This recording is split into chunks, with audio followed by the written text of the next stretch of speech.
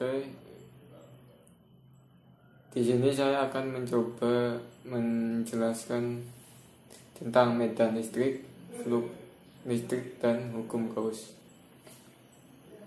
Oke, langsung saja.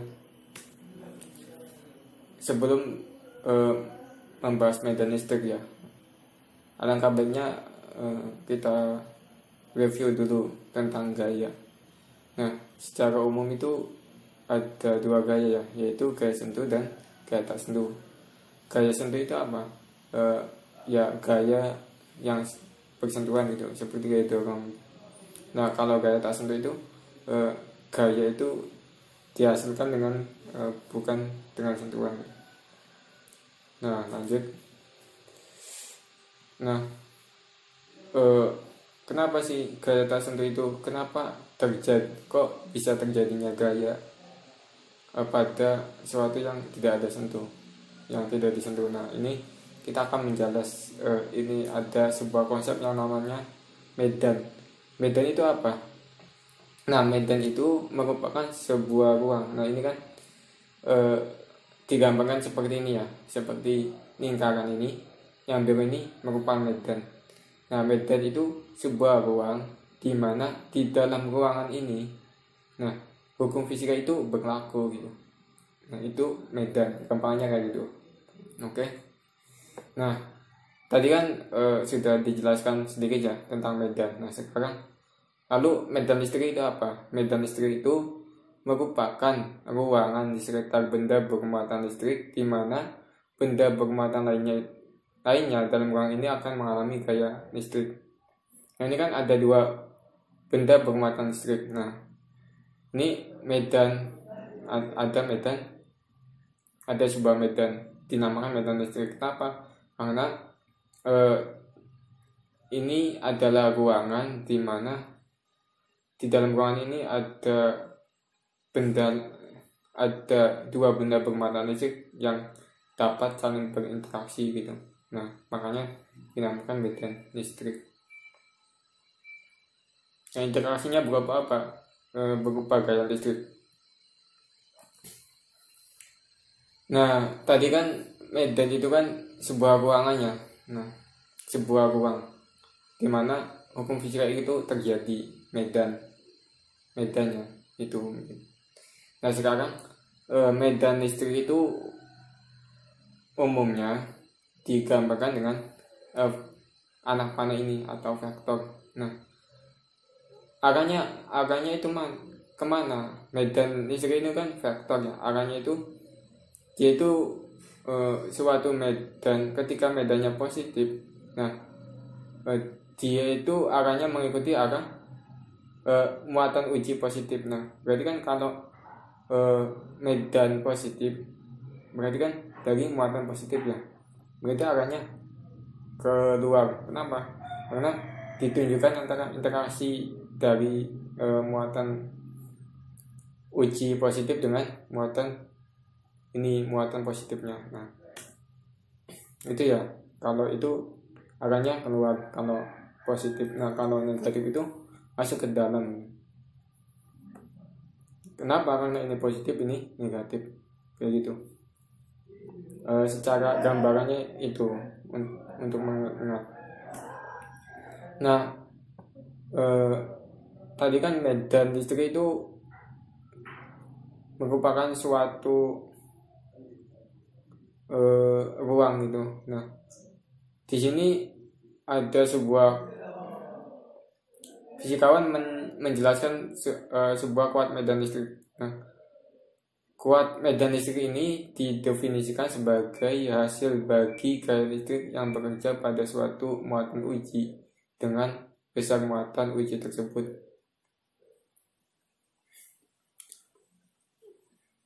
Nah, gaya listrik yang bekerja pada suatu muatan uji dibagi dengan muatan uji tersebut. Nah, berarti kan gaya listrik ini dibagi dengan muatan ujinya, kecil. Ini yang dinamakan kuat medan listrik. Nah, seperti halnya pada muatan, pada medan juga berlaku prinsip superposisi.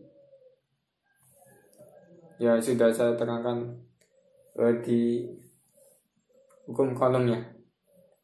Itu kan prinsip superposisi kan ketika sesuatu itu dipengaruhi oleh sesuatu yang lain, maka yang dianggap itu resultannya gitu. Ini kan muatan uji di titik P ini kan muatan uji positif ya. Ini muatannya positif, maka arahnya ke sini, arah medannya.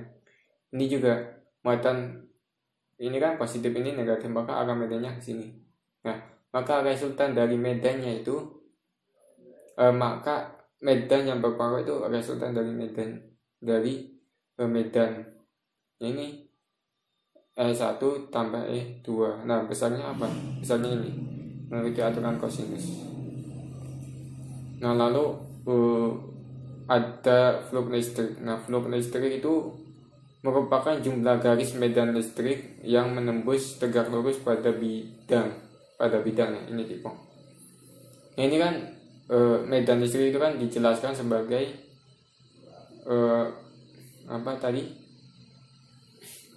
garis-garis ya.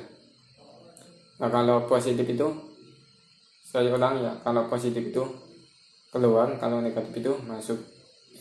Nah, ini ada sebuah garis medan listrik yang menembus tegak lurus pada suatu bidang. Jumlah garis medan listrik yang menembus tegak lurus pada suatu bidang ini dinamakan flux listrik. Nah, flux listrik ini apa? Flux listrik ini sama dengan ini apa? Medan listrik. A ini apa? A ini luas dari bidang yang ditembus. Nah, ini kan medan listriknya ditembus oleh medan listrik menembus suatu bidang, maka dinamakan flux listrik. Nah, cos si ini. Nah, ini kalau bidangnya miring ini. Nah, kan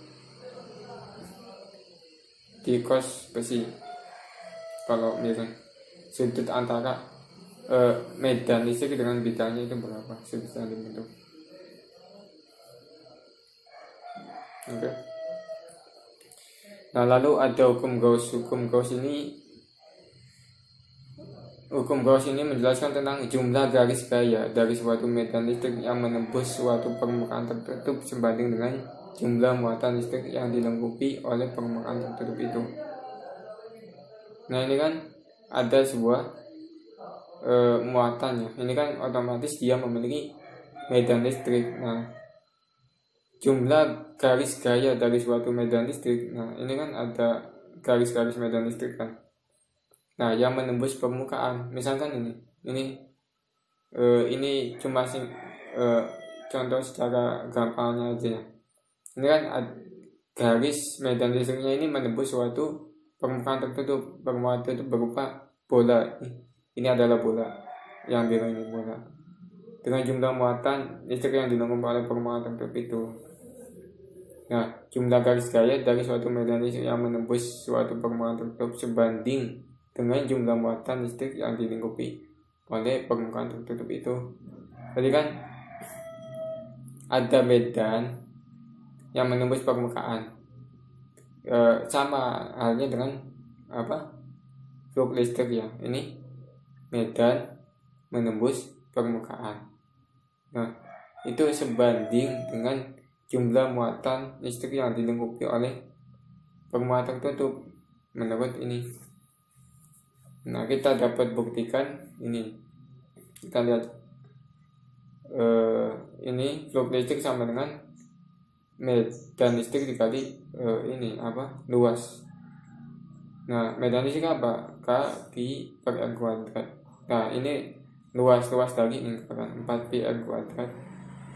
Nah, berarti R nya coret pi per 4 pi, K 4 pi ya. K itu apa?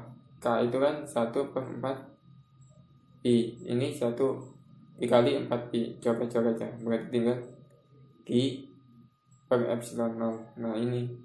Jadi hukum flux listrik itu muatan listrik pada permukaan tertutup itu flux listrik pada permukaan tertutup itu hanya bergantung pada Q dan epsilon. Mungkin cukup sekian. Terima kasih.